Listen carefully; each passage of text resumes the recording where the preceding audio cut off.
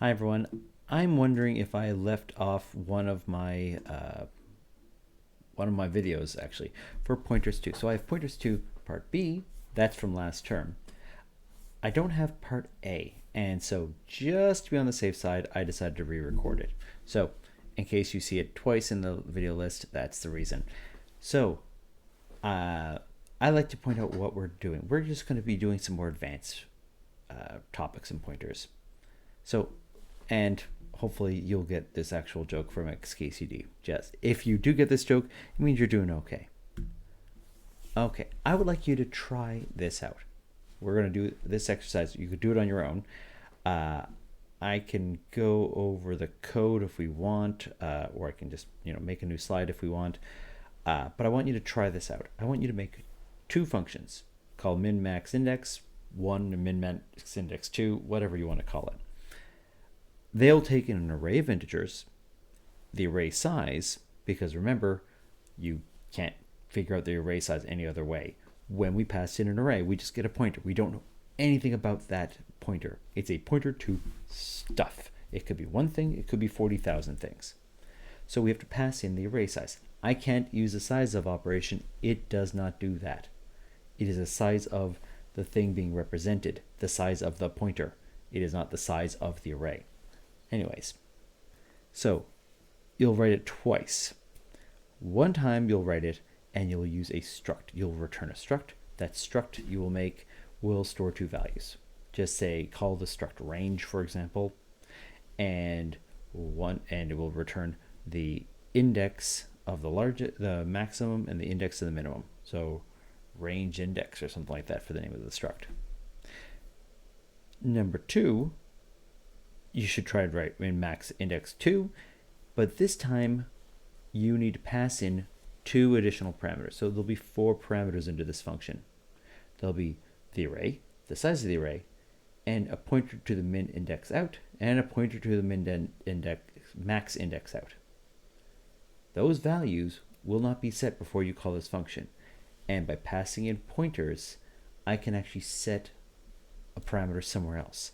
I can pass out more than one number from a function rather than just a single number. These are the two ways we have for passing up multiple multiple numbers when we make a function. So try this out. Pause the video now if you want. I'll go over a solution hopefully soon. Maybe I'll actually do it as part of this.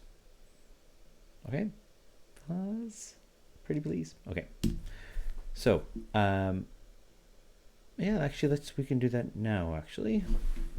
Let's see. I'm going to keep that. I'm going to go to my Visual Studio. Hopefully I'm not going to give anything away. Here's some of your assignments.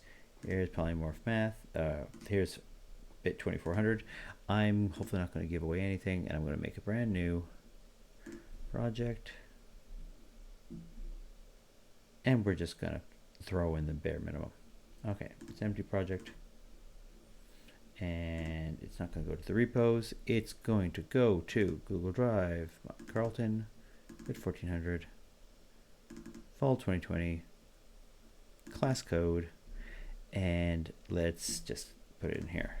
And it will be L12 min max test. All right.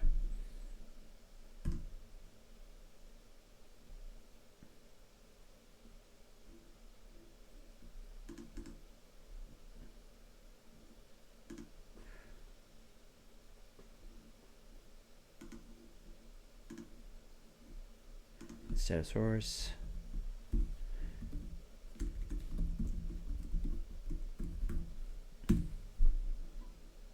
All right, I'm going to put my main in here.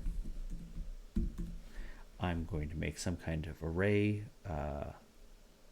So I'm just going to randomly make up some kind of array. So let me think here. Int a test nums is equal to 2, 5, 4, 19, negative 17, negative 22, 105, 95, and 3. Some bunch of random numbers. Okay, now what we're going to do is we've got to figure out, I'm going to keep a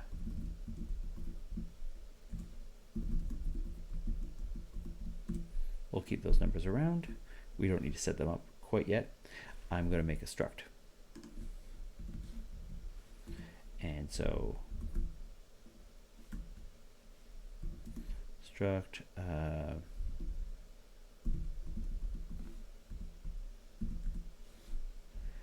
I'll make a struct and it'll be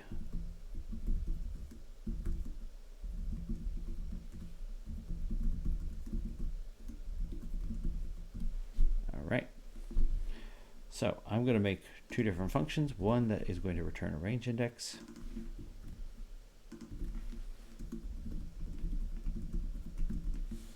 Let's call it min-max index 1. It will take in an array of integers. It'll take in the size of the array. I'm going to use unsigned int. Nums or size of array. Let's call it a size for the array size. Okay, and or let's just be very explicit, array size. There you go.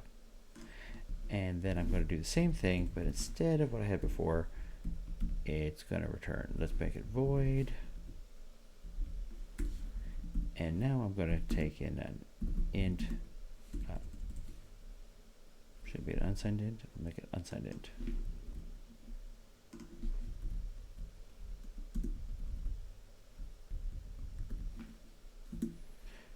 Do I want, actually, let's keep them as ints. I'm going to make a change here. The reason is if I have an empty array, what do I return? What's the minimum index? If it's an unsigned int, 0 could be a valid thing. Now I could return the size of my array. So too big, it's not a valid index. That would also work. Or one of the conventions you can use is return -1 when you don't find something. Okay. So let's make this, if I don't find something, return -1. Okay. Okay. So this is int star min index pointer.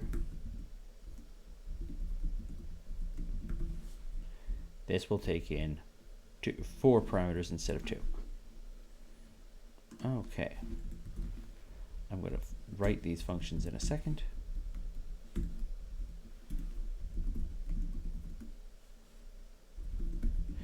I keep on using the term retval for return value. You can call it whatever you want. You can call it Susan for all I care. It doesn't matter. So we're just going to return some value. Return retval. Done. I'm just getting this thing to compile. And this thing is just going to return. I'm not doing anything at all with this thing. Okay. Next, I want to, let's call this function here.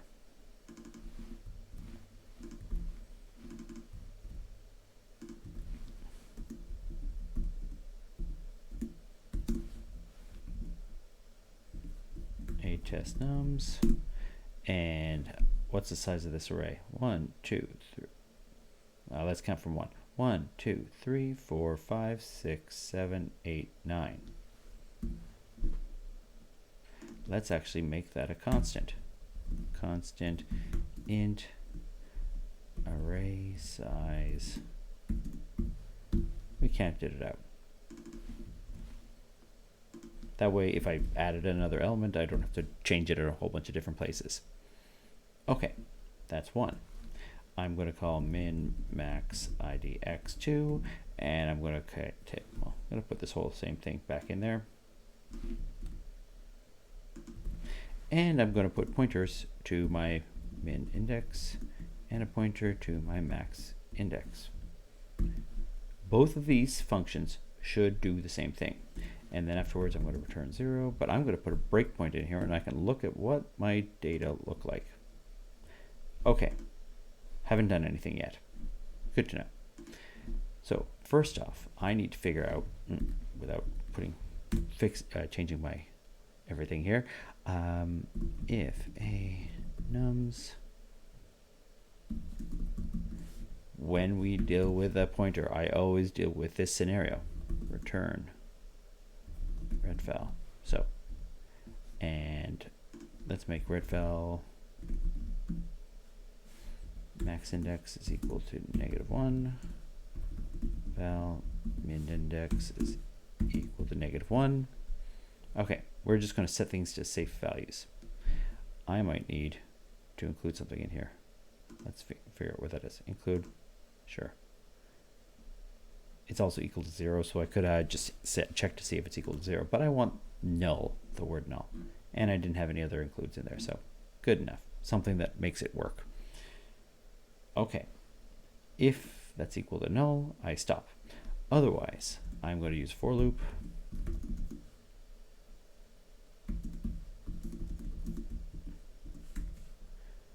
Array size.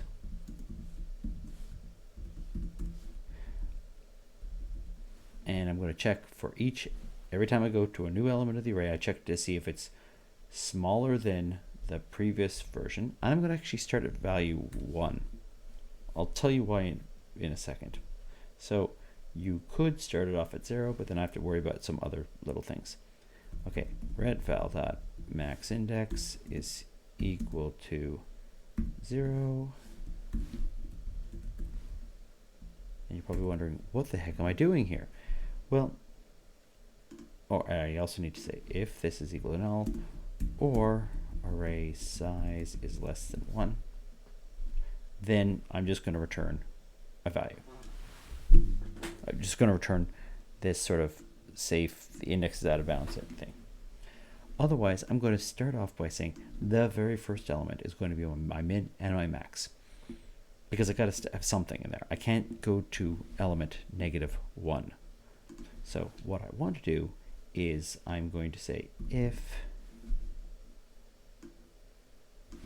this thing, so a nums at position this, if that particular index, whatever that happens to be, it starts off at 0, it's going to keep the index of the maximum element. If that is less than, strictly less than, let's see, a nums at position I, well then I need to, that's clearly not the maximum. So this thing,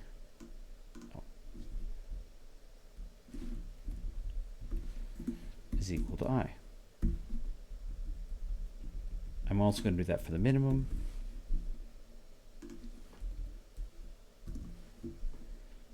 Is greater than, if the minimum index is greater than the number I'm looking for, then that's going to be my minimum index. And then I return it when I'm done. Great, that should do it. I'm also going to do a lot of the same things here, so let's just cut to the chase. Okay, I do not need this range, so those are going to go away. I'm going to, if this is neither here nor there, I'm going to make my min index pointer equal to -1. Let's actually, okay, min index pointer is, and then I need to dereference it.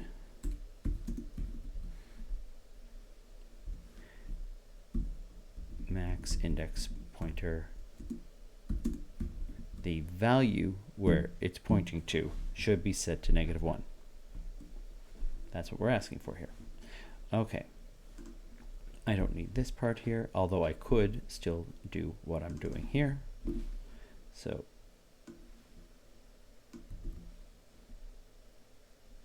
what the heck? Min index pointer, max index pointer.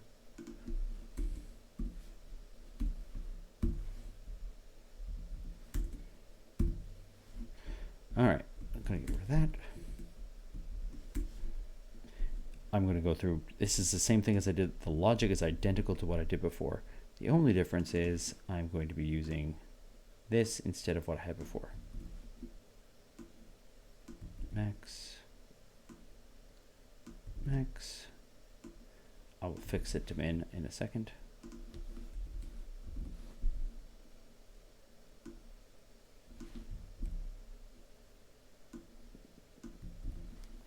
All right. And I don't need to return anything. And I'm done. Notice on an exam or something like that, if it doesn't compile, well, not the end of the world. I want people to be calm about this sort of thing. I don't want people panic because it didn't compile. You're trying to, like, it's exam pressures. I'm looking for your reasoning. I'm not looking for, does it work perfectly? Is it, perfect documentation and everything like that in your code? It is exam pressure. You're just cranking something out. But this exercise wouldn't be one of those functions. What might be an exam question potentially, but both of them at the same time, that's overkill. So too much for an individual exam question. All right, let's have a look at this in action. So what would we expect? The minimum should be this element here, which is 0, 1, 2, 3, 4, 5, and the maximum should be 6.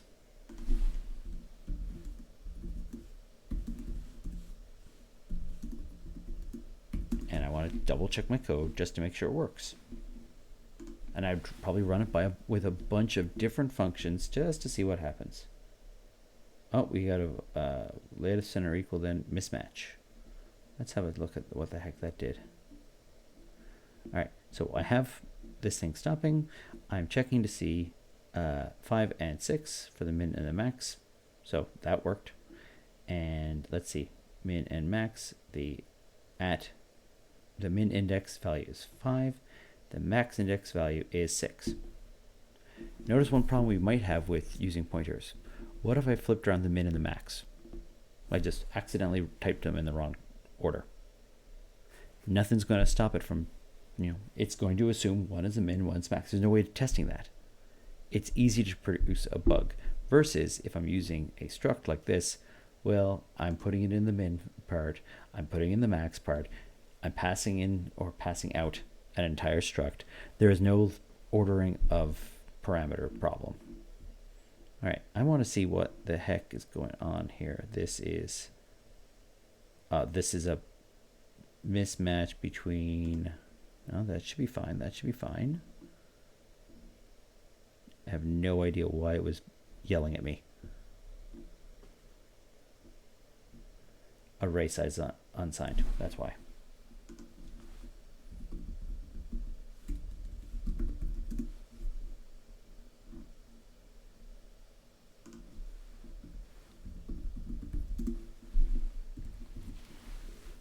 Actually, let's not stop it.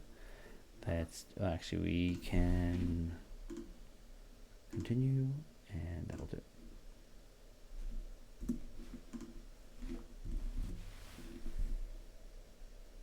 And everything works. So there are two different ways of doing the same thing. In one case, I used a range structure, so I could return multiple things at once. It returns the entire structure. Or I could also pass in pointers to the parameters I'm going to change and essentially hack my way through this. I pass in a pointer and then I can modify variables outside of my function by doing this. Okay? Next up, so data structures, let me see where I am, 14. So I just want to remind people what we're doing here. When we're talking about memory allocation, my normal way of doing things, the way we're doing this over and over again, is I use a size of operation to figure out how big an integer is. Size of only tells you how big the bucket is for the variable that you're using, or for the type of variable it is. So it's the size of an integer. It could be the size of a pointer, the size of a character. So a size of an integer is 32. Size of a pointer should be 64 if my memory serves, but I always look it up. I always just use size of. Size of a character is 1 byte. So it's 1 byte, 8 bits, but 1. 1 versus 4 versus 8. I will also do a cast to make it an integer pointer, not just some random void pointer. when I deal with a dynamic array, so this will give me a dynamic array. I can change those sizes. I can change it on the fly how big this array is, based on how big the file I'm reading in is, for example. I can do arithmetic on this. So I can say the pointer, which is pointing here, if I add 3 to it, it means I move over 3 positions, and now I'm pointing over here at the 3. If I put the asterisk in front of it, I dereference it. And so I will put an X into index position 3 if I take the pointer, that's the start of my array, and I add 3 to it. It's exactly the same as doing this square bracket thing. They're identical. That's actually what the square brackets actually are doing. And remember, when you are done, the things you need to do is you need to free your memory that you got from the system, and you should set the pointer to null. You want to set the pointer to null because how do you know if you've released the memory or not? Okay, this is a point of contention for a lot of people, myself included, so let's just cover this as best we can. The const keyword. This is for constant. It means I cannot change this, but it depends on where you put it, changes what it actually means. So let's be clear, a little bit clearer on this one. If I have a constant integer, first of all, I'd want to make that a capital I. Constants tend to be all caps afterwards, just because I know I can't change it. And I want to know when something's variable or when it's a constant. And so by convention, we just do all caps, or at least a lot of programmers do all caps for constants. If I try and do this, so I make a constant integer I, set it to 23, that's fine. If I then try and change I, it'll yell at me. It won't let me compile even. It will not let me change the value I after I've said it was a constant. The weird thing about pointers, and I don't pick on this much, it might be multiple choice kind of question. The weird thing about pointers is depending on where the const is, changes how the pointer works. So if I put it in front of this int star right here, so it's a constant int star. It's a changeable, I can change my pointer, but I'm always pointing to a constant integer. It is a pointer to constant integers. So this stuff is grouped together, the constant int, and it's a pointer to a constant int. Versus if I say it's an int star, so an int pointer, and that's a constant, it means it's a pointer that I cannot change. The thing that is constant is the int pointer. And it's purely because how would you tell if this is a int pointer that's a constant or the integer is a constant and that's what you're pointing to? So this is a constant integer and I'm pointing to a constant integer. This is an int pointer that I cannot change. And I can have a constant int pointer constant, meaning the pointer can change and I'm pointing to a constant integer. This is where it comes in though. So what this should be is, this is actually technically is a constant character pointer. I am not allowed to change 42. This will actually reserve a chunk of memory to store the ASCII text 42, and I'm not allowed to modify those variables. I'm not allowed to modify it. So it's a constant character pointer. I can't change 42 to, mid-T2 or something else like that. I'm not allowed to modify it. And so this is why we have that constant character pointer everywhere, and why we sometimes had to cast it to being a character pointer. And the wackiness that can ensue from this is if I say it's just a character pointer and I go to change it, it will yell at me, but it won't it'll give me that error when I go to run my code, not when I'm compiling. So here is first pointer. I'm allowed to make a pointer to a constant character. So I can go from pointing to 42 to 56. That's fine. I'm pointing to different things. I'm pointing to two different strings. What I'm not allowed to do is dereference first pointer and set the value to X, for example. Can't do it. It's illegal. I'm not allowed to take a pointer, move it 2 positions over, then dereference and set it to X. Again, I can't set it to X. I'm not allowed to set it to X this way. Same thing. I can say the first pointer plus 2. That's fine. That's where I'm pointing. I'm pointing to something 2 things over. And where's my char? My char, I'm not allowed to suddenly just... so this, my char is an array with constant in there. Although it's a character array, I can't just say it's equal to something else. This needs to be a pointer to this.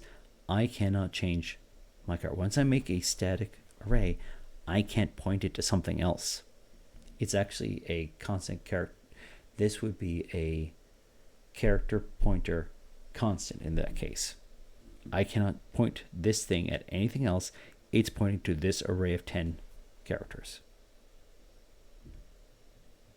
So we're going to play the is it legal or illegal game. Okay, I won't make a political joke on that case. So am I allowed to do this? So I'm showing you the answer, so let's not be all surprised about this. Let's look at this. It's a constant character pointer. So I'm pointing to, it's a constant character. I'm pointing to a constant character.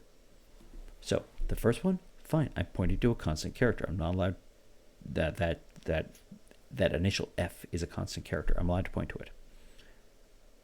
I'm not allowed to change that value. So this is me changing that value. Okay, we've already did that one. How about this one? It's a character constant. So it is a pointer that I cannot change, and it's pointing to 42. I'm saying not really because it's also a constant character. It's a constant character pointer constant. I'm not allowed to modify this either, but I'm pointing to some string 42. And then I say, no, I'm going to make it point to 56. No, can't do it. Technically, if I didn't know that this was a constant character string, I could change what this is pointing to. I could change this F to an X, for example. But this right here is technically a constant character string constant, so I'm not allowed. That's why I said except not really, but it makes the problem so much more convoluted if I try and explain all that or if I try and draw it out. How about a constant character constant third pointer pointing at 42? This thing right here. So if I try and set the pointer to something else, it's illegal. If I try to change the value, it's illegal. That's what we're looking at. So I don't tend to go into the weeds with this one, but just in case you're wondering, there is a difference between having the constant out here and having the constant in here. This means the character pointer can't change. This means I'm pointing to a constant character. And in case you're wondering why we use null, why it's so important to use null, it indicates that the pointer is not pointing to anything. Because if I'm pointing to something and that thing goes away, I need some way of indicating I'm not pointing to anything anymore. That's what null's for. It saves you. Because if I make an array, let's say I make this big, nice array using malloc, and then I free it up. How do I know I freed it up? You might say, oh, I remember. You're not going to remember these things. No, at some point in time, your brain is not able to keep up with all the code you're going to look at. So if I'm not going to be able to remember all the code I'm going to look at, I need some way of clearly indicating I am no longer looking at this thing. That's where null comes in. Null is exactly equivalent to 0. It's exactly equivalent to /0 for that we have for characters. It's exactly equivalent to false. They're all the same. It's all zeros. That's what null is. What I want is some memory location that's not possible. 0 is the memory location that we say officially is not possible. You cannot put anything there. Don't even try. So if I ask for memory and I get null, I know it didn't work out. If I'm trying to find a pointer and I get null, I know it didn't work out. it allows me to know when some things are wrong or are the memory is given back to the system, that sort of thing. So when I initialize the pointer, I set it to null just until I can set it to some other value. It is the safe position. It's like putting the safety on something, on like a gun. That's probably not a good example, but it's making sure it is safe even if you're not going to use it for a while. So when I make a pointer, I set it to null. When I'm done with a pointer and I give back, just say, the memory from a dynamic array, I set it to null. Because otherwise I don't know if I've given back the memory. Otherwise I don't know if I still have that pointer. If I'm no longer using that pointer, I set it to null to indicate I've stopped using it, or I haven't started using it yet. So what I want to be able to do is say, okay, I call malloc. Let's say this number that I'm calling malloc is huge, 400,000, and I don't have enough memory. The call to malloc will return null because it's too big. It cannot give you that memory, and then I can do something intelligent with that. If I don't get a null, I don't know what's going to happen. I always should check to see if that pointer is null when I call malloc, because if it is null, I need to handle some kind of error message. And by the way, just again, a null pointer is equivalent to false, right? So if pointer, that's exactly the same as saying if the pointer is not null, it's either 0 or not 0. So I can just say if pointer, and that's good enough to know if the pointer is null or not. Null is 0, false is 0, true is not 0. Okay. And here's my pointer containing the address. So about some of these chicken scratches, but so let's plop these down. So what's wrong with these statements? If I have an int pointer and I set the pointer to dereference a pointer to 0, what happens? Well, the problem is, what the hell am I pointing to? I haven't set it to null, notice. So I don't even have it point to anything relatively safe to say, hey, by the way, you didn't set your pointer. It's just pointing to something. You would hope it would point to null, but you don't know. If I'm not pointing to something meaningful, I can't change the value. So that's what the problem with that one is. Okay, so I'm going to make a char pointer. I'm going to point it to a character, and then I'm going to dereference it and set the value to x. Again, I didn't point it to anything. So let's say, for argument's sake, I'm going to point it to some variable called mychar. It's a pointer to mychar. So give me the reference to mychar. I'm going to set this pointer to mychar. And then I set pointer to mychar. This means that pointer is pointing to this bucket, and I would put an x in here, and that mychar is now going to be equal to x, the character x. How about this? Malloc of 18. Well, first of all, what kind of variables am I using? I'm making an array of integers. How big is an integer? Well, it's 4 bytes. How many times can 4 go into 18? It doesn't properly go into 18. I have a remainder of 2. So malloc won't even work on this case. It doesn't give me the proper number of integers. I'm going to get 2 and a bit. 2 and a bit? 4 and a bit. 4 and a bit integers in there. Not 5, not 4, 4 and a bit. I don't want that. I really should have used size of. It should be 4 times the size of an integer, or whatever, the 18 times the size of an integer. I should always call size of for that reason. Because if I put an 18 in there, it's not a proper number of integers that I'm storing. I don't have a proper sized shaped array. And so if I don't do this correctly, it's not gonna exactly fit into a number of integers. And then when I go to print it out, this is some kind of number. I will pass in a number, that number. Okay, it should have this. It's going to take some address. This is some address. I have not tested whether this thing returns null, nor have I casted it to an int pointer, which is what I should have done.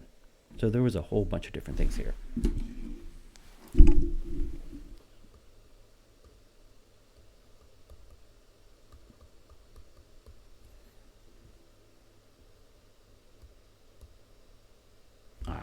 No, didn't turn out well.